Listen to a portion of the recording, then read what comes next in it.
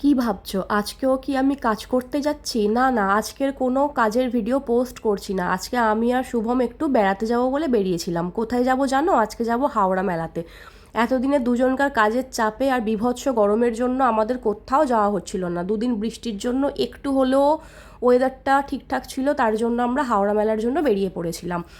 আর রাস্তাঘাটে এই জায়গাটা ফাঁকা থাকলেও একটু পরে এত জ্যাম হয়েছিল যে নর্মাল হাওড়া মেলা পৌঁছতেই আমাদের 1 ঘন্টা সময় লেগে গেছিলো।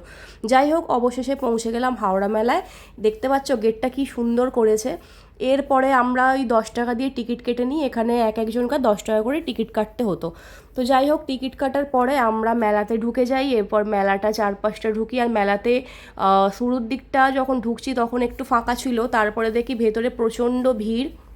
ঠিকঠাকভাবে ভিডিও করতে পারিনি, আর আমিও সব জিনিসপত্র দেখছিলাম, যার জন্য ভিডিও করা হয়নি। তো যাই হোক, এরপর চলে যাই সেই একদম বিখ্যাত দোলনার দিকে, যেখানে মানে কি বলবো, ওখানে ভিড় ছিল প্রচণ্ড। আর সবাই দেখছো, এই দোলনার দিকে সবাই দেখছে আর সবাই ভিডিও করছে। আর যারা ভিতরে ছিল যখন স্টার্ট হয়েছিল তারা এত ভয়ে চেঁচাচ্ছিল কি বলবো।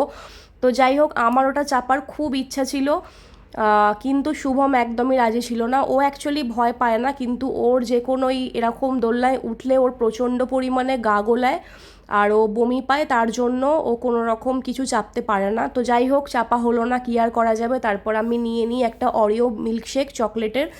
তো এটা এত জঘন্য খেতে ছিল কি বলবো, পুরোই টাকাটা নষ্ট। এত পরিমাণে চিনি দিয়েছিল যে খেতেই পারিনি।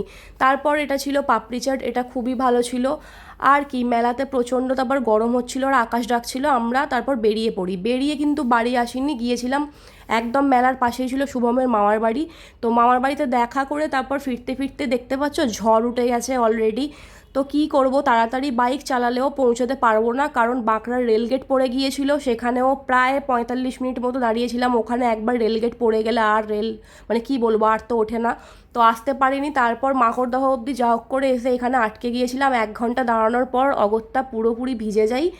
এবং কি করব, ভিজে যাবার পর অবশেষে ভিজতে ভিজতে বাড়ি ফিরি। এইভাবেই দিনটা আমাদের শেষ হয়ে গেল। চলো আজকের মতো টাটা, বাই।